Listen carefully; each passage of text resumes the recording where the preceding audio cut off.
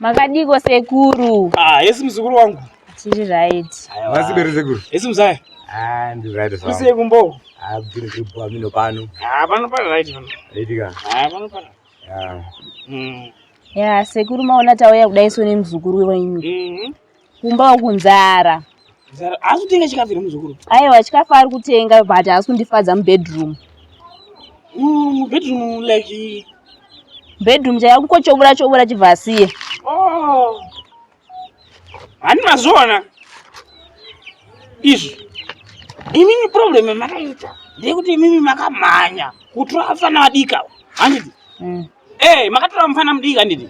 Mukasiya isu madhara. Zvichi kutotaisa iyo muzukuru wangu ndichitokunyaso kuona cheko. Aiwa. Zvinhu unazvo izvo zvako. But zvichita ndisekuti kule. mira nditaureka. Mufana mudika ari kurimwa nemasports. Uye kwatiri isusu madhara. Topedza newe. Sekuru manje zvinozoita here izvo. Aiyo. Unokwaza mzaya.